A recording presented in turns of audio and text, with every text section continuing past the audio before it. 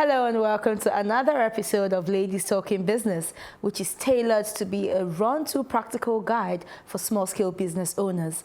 In the studio with me today is Aramide Abe, an entrepreneur and the executive director of Naija Startups, an entrepreneurship hub of over 70,000 startups across Africa. She has an MBA from INSEAD and from the Kellogg School of Management with a focus on marketing and strategy. She has worked as a technology consultant in the United Kingdom. She has worked in Africa, Singapore, United States, and in Europe. Thank you so much for joining me in the studio. Thanks, Aramide. Irene. It's such a pleasure to have you here. Thank you. Thanks. I know you have had your time working with corporate organizations, but then you have moved now from working with corporate organizations to having, creating a niche for yourself with entrepreneurs, SMEs particularly. What has been your experience so far working with the African entrepreneur? Okay, so African entrepreneurship is like entrepreneurship. It's only that, it's very unique to the environment we're in and the infrastructural challenges. But generally with SMEs and startups, what I see is I say we because I also count myself in that demographic. We see ourselves as change makers generally, but there's a common theme, which is there's a need for funding. So entrepreneurs generally need funding, and I find that a lot of entrepreneurs need structure. So how to structure their businesses appropriately to even begin to look for funding and then growth.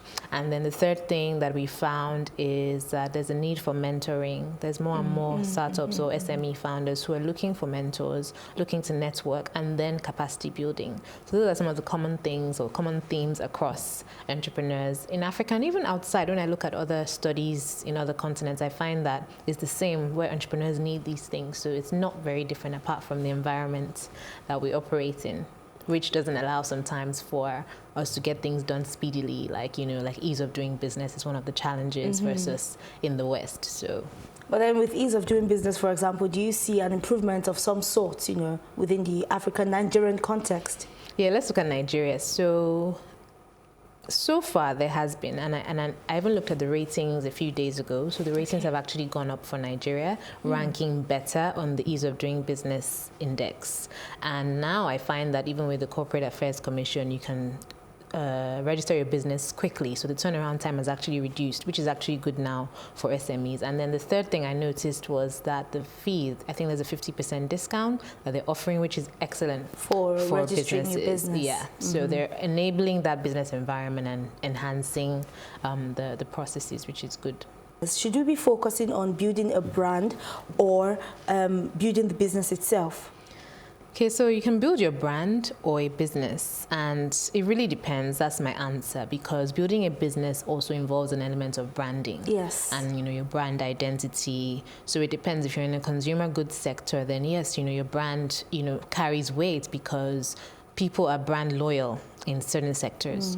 And then in other industries as well, for example, I know someone who manufactures toothpicks. It's not so much the brand, it's the business, it's the process, it's the, the logistics, all the things that come into place, the capital structure and all that. So it really depends. If it's a personal brand, then of course the brand is more important. I was reading somewhere where a popular musician spoke about him building his brand over his business. And yeah, so for him, that was his priority and focus. And he was able to do both at the same time and be very successful. Now he's a billionaire. But again, it depends. So that's what I'll say. All right, so I like the fact that you're stating that it depends, because me thinking off the top of my head now, a musician, a chef, a fashion designer would have to focus on both of them, but then also pay more attention to his or her brand building as well. But then if we're talking about a mechanic, maybe we're talking about the business, the focus should be more on the business now. Let me even tell you, so even for the chef and the musician, the lifestyle, your brand can only get you so far. If you don't have a good business or operations behind the scenes, people will find you out. So as much as you're focusing on the brand, which is very important in certain sectors, especially lifestyle, entertainment, client-facing, the business as well. But like you say, equally as important. Exactly. Some mechanics have even carved a niche in building some kind of brand. Maybe there's a female mechanic now in Nigeria. I think there's somebody like that. There are female mechanics exactly now. And there's one that is actually called that. So she pushes the brand. So yeah, so she may have a good business as well, but what we hear is really the brand name, who she is. But to your point, yes, it's more about the business, the quality of work that you're offering and service, and then, you know, then your brand can then enhance additional interest, customer service, mileage, awareness. But then we also see that some of these small-scale businesses for which you have, you know, direct, you know, contacts with, we see some of them, you know, not really taking cognizance of the fact that strategy helps your business either grow, or a lack of it would break your business. It's because a lot of people just fall into it, you know, think that you can just start, and then they don't even know the difference between maybe revenue and profits, for example, or maybe things you want like to that. help some people out there understand that bit now. So the revenue is how much you're earning altogether in terms of just what is coming in. So when you've sold a product, you know, you're not taking into account maybe any taxes or costs. You've not removed any of that. It's just the general money coming in. But profit is what you now earn after you've taken into account all the costs. You've subtracted your costs, sometimes even the taxes as well. So that's what we call the net profit. Yes, so your profit, exactly. Meanwhile, the revenue is what you get altogether and what's coming in. So people don't even think about that, and people go into business and realize that their costs are way overboard when they finish going in. And so with that, the key thing is, okay, what is your strategy? Are you working on your structure? What is your plan before you go in, so that you can just get a sense of what it's like, as opposed to just going in because everybody else is doing it. In this day of social media, more young people going into business without necessarily even having a plan. And that's why people always say have a business plan. So as much as it sounds a bit complicated in terms of all the things that go into it, it's actually very useful, because you can always go back to it, tweak it, refer to it along the way when you're maybe a year in or half a year in, and looking at your numbers, looking at your size, even the vision. Are you sticking to that vision and all of that? So it's very recommended. And what are those basic things that you would say while you're, you know, considering building your business strategy, you should at least have penned down already? Okay, so for your business strategy, kind of things I need to think about is, okay, what is your model in general? So what is your business about, first of all? So the vision, have you actually looked at the competitive landscape? Who is your customer? You know, who is your audience? How are you going to engage them? How are you going to grow? So yes, you're going to achieve maybe 1,000 orders in maybe by 9 months' time. What's going to get you to 10,000 in X amount of years? Future projections, pretty much. Exactly. So apart from knowing, you know, what your vision is and what the business, the brand, maybe the identity is about, your customers are important, even the competitors, because you want to know what the market is like. What position are you going to be in the market? Is it feasible to actually even begin to go into this type of market? And then other considerations like legislation. People don't think about legislation, and then they launch a business or an app and realize that, oh, you know, the government doesn't allow for X, Y, Z. So those are all the things you need to think about prior to going into business. And it's not hard in this day and age of internet, Google, communities, even like ours, where you can ask questions and find out information. It's very, very necessary. So I always recommend it. All right, so we know that, like you just mentioned, the technology age is, of course, now, you know, building up day by day, minute by minute, of which you're very active on Instagram. And a lot of business owners I see go on there to sell one or two things, whatever it is their products are. But what are those things that you still see as mistakes that these people still, you know, get involved in? You feel like, oh my goodness, you're running a business, you shouldn't be doing this. So we're very active on social media in general. We use Instagram as one of our channels, and our audience consists of people who sell products, but also services as well. So we tailor our content to all types of entrepreneurs, even though we also have a niche audience who are people who are looking to raise money, looking to structure their businesses, looking to pivot and grow their businesses.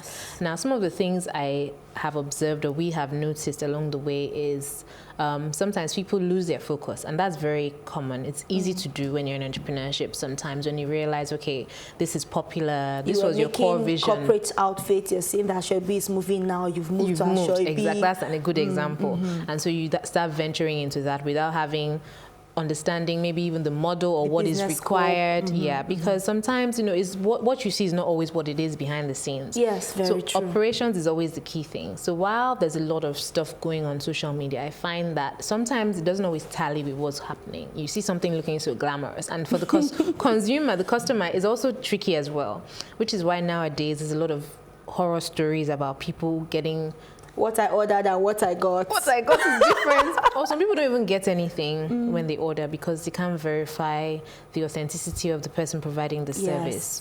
Then also what we've seen, at least on social media, is that some businesses don't even define who they are properly. So you go on a page, I don't really know what you're about unless I look down and see you sell a few things. It's not very clear. So we always recommend, from a social media standpoint, define who you are in your bio. What's your identity? What are you about? Let people know. And then let your content speak to who you are. If you know that you sell shoes, I don't want to be seeing Amala somewhere in your timeline, things like that. So that's just an example. So the key thing is having a good focus. Make sure your operations match up to what you see, who you say you are. Yes, exactly. And then also have a good description of who you are on social media, because people are always looking for, I've made purchases of things online, and that's because they had a good description. I could see what they were selling. Their vision getting on their exactly. page. Their content was appealing as well. So good pictures, high resolution pictures, all of that is very, very important. Yeah, because sometimes you see some very blurry pictures and you're wondering, what were you thinking? Are you selling, or you're, you know? You know, and I think sometimes people just wing it. But in this day and age where you know that even your competitors are working hard, you can't just wing it anymore. You have to put in the work. People get professional photographers just to take pictures of their product. And why not? Because they understand the importance of service quality. Yes. You know where the pictures will go. It speaks to your brand. So let your brand identity be consistent, not just a logo. A logo can be fancy, but if it doesn't represent what your business is about, then it's failed in that sense. So just thinking about everything, let the quality be consistent across all the areas.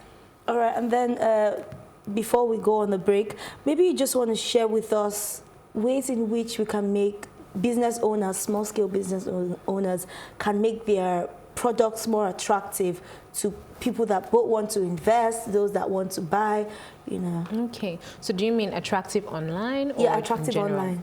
Okay, so there's a few different things that I'm thinking about, but the first thing is product photography has to be high resolution. I always say that. So high resolution means a professional camera, or sometimes even an iPhone or a Samsung that is very good with the camera, because it's like flipping through a magazine. I always say, you know, you don't want to see something that is faded or blurry. So if you think about that, even on social media, it must be the same quality. And the big brands do that. It's high resolution, high quality pictures and images.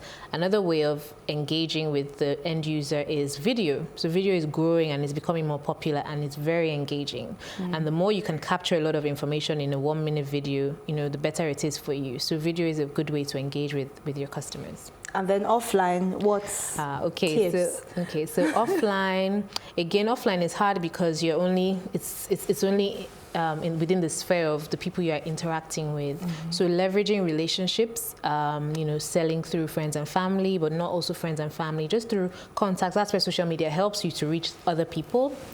And then communities as well. So I found that a lot of people are siloed. They're spending time maybe within the groups they know. Meanwhile, when you join a community, more people can know about your business, even in another state or another city. So communities are always good for interaction, networking, and even sharing what you do. And then finding out more about what's going on in the news is good, because if you find that a bank is offering some kind of promo or something, you can latch onto that very quickly and use that as a springboard to advertise and promote your business more. So there are just so many things, levers that you have to pull, but the key thing is making sure that you're on top of the game and being open to change, because with technology everything is evolving and whatnot. So. All right, thank you very much. We'll take a quick break now. Remember, you're still watching Ladies Talking Business on Plus TV Africa. Stay tuned.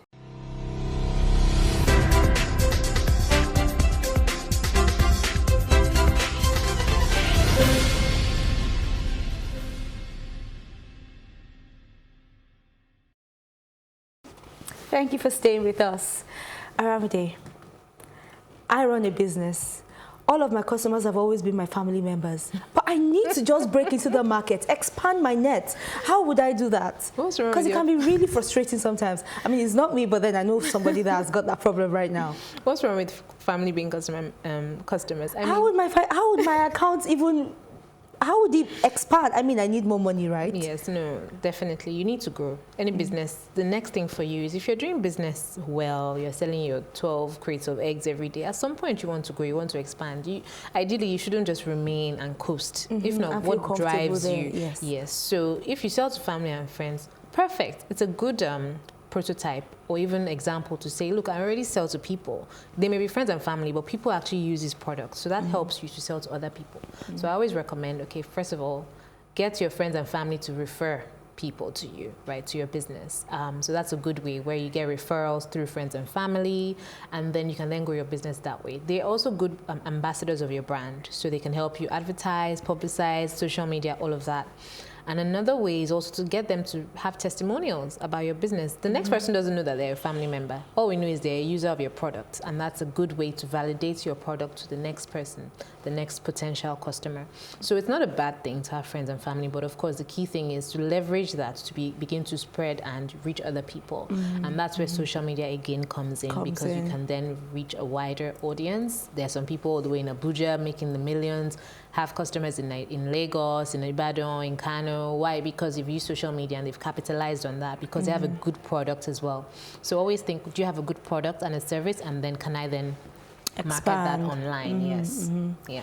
All right. This brings me to the ad running question on Instagram, right? Are there specific strategies that one should put into consideration when you're trying to run an ad? Does it just stop at, for example, Instagram, pay for the promo and then it goes? What are those specific things I need to take note of before I even decide to run an ad on social media, on any of the platforms? So adverts are good. Organic growth is good, but adverts also enhance, especially when you have a promotion. So you want to reach more people about something you're doing with regards to your business in a finite period. So you can run a promo through an advert, and you do that through Facebook, and then it goes on to Instagram. And from what I understand, Facebook accepts certain ads and rejects others. So you also have to see what works. If you have a flyer with too much text on there, I don't think the app actually likes that. So sometimes it might help you to look at what has worked before if you've run an ad before. Another thing that is very good is when you really define your demographics. Some people don't do that, where you say, okay, I want people only in Victoria Island, or I want people only in Mushin, from the ages of 25 to 35. Like, be very specific about who you're trying to target, because then that helps it really drill down, and then you're not just throwing money and casting a net so wide. It's very specific, and then you reach your target. Because I've seen some ads and I'm like, they really got the definition for it to reach me, because it's the kind of brand I would probably buy from if I wanted to make the purchase. So for them to have reached me on my phone, it means that they really defined who they wanted. So that's what I encourage from an ad standpoint. But also at the same time, start thinking about organic growth as well, because you can't just keep spending money on adverts. As an SME, you combine and say, okay, yeah, so I'm doing ads, but then am I building good content? Good content is a good way to get engagement, interest. Some people don't even do any ads at all, but their content is so rich, so engaging, interesting topics. Yeah. I mean, there's some, let's just say, gossip blogs. I mean, they don't need to advertise. Do you see what I mean? So sometimes it's really the content. And I'm not saying every brand should now be gossiping, but you can find what really ticks and gets your customers engaging, sharing your posts and all that, and then capitalize on that. Oh, fantastic. Something that's very important to all business owners, I believe, right now, is the issue of funding. Yes. Right? Absolutely. So I was listening to a friend of mine a few days ago, and then she mentioned the fact that some business owner, an SME, had seen a free flyer for, come and get a loan, and then she got way more than she really needed. And before she could close her eyes and open it, all of the money was gone. And now she's practically struggling to pay back that loan. The bank is your boss. Exactly. So what's your take on this, really? Fundings for SMEs before we move to, either debt financing or equity financing? Okay, so funding is not a bad thing. Funding is good. Funding helps you grow and achieve more than you would have done when you had no funding. True. But the question is, are you ready for funding? Sometimes it's really just getting your ops, your back end in order to get more customers to fund the business. So sometimes if you realize that you're spending too much time doing this process, maybe streamline that process, or you're spending too much money on certain raw material, where can you find it cheaper? Sometimes it's just those things that you need to adjust. In other times though, you need funding, and there you begin to think, what kind of funding do I need? Do I need a loan? It's not always a loan that is useful. Sometimes seed money from friends and family, or from a grant, or from angel investors, or even competitions. There are a lot of grants. Maybe you want to explain all of these different fundings as well. Okay, so seed funding is just an amount of money given to you to start your business, kickstart your business. Typically, sometimes people ask for equity. A lot of the time, people ask for equity, so ownership or a stake in your business. And that ties into an angel investor who is just saying, look, I don't want to dictate how you're going to run your business. I'm just going to give you a bit of money to start your business. Some people say, okay, give me 4% of your business, 5% of your business, whatever you agree with them. That's angel funding.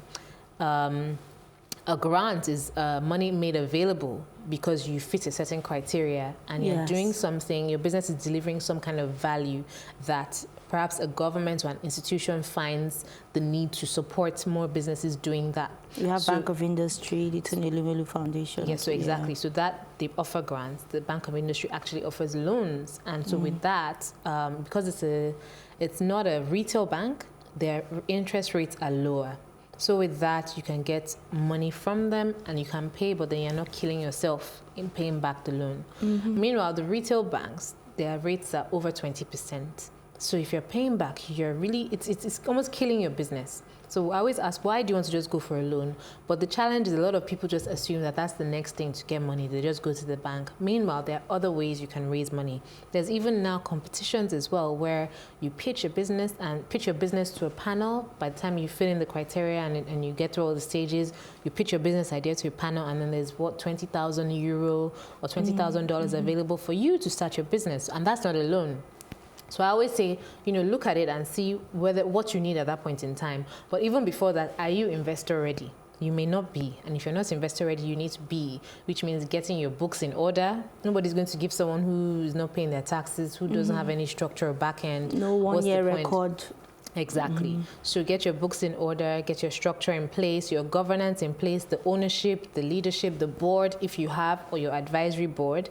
And then start seeing how you value, if it's a for-profit business, what the valuation is and how you can then start generating income through investment. And so I guess your question was around debt versus equity. Yes. Okay, that's where we're headed now.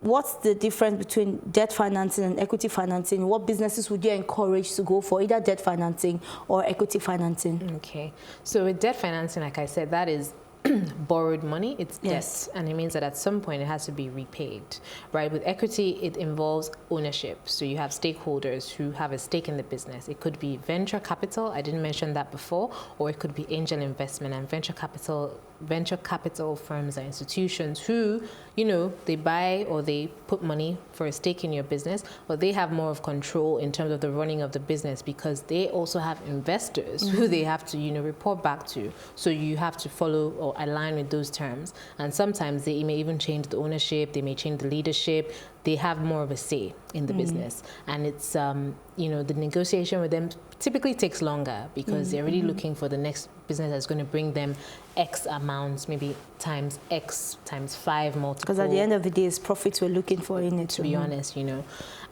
So with regards to equity financing or debt financing, the kinds of businesses that should go for debts, and before I even say that, debt is not bad. Sometimes it's good to have debt in your business as well. So some debt and some equity. But which kind of businesses should really have debt financing? Ones that perhaps have capital expenditure needs. So if you're building a refinery, like we have Africa's #1 billionaire now, building a refinery, some level of debt is important because it cannot just all be like equity. There has to be a good level of debt and equity there.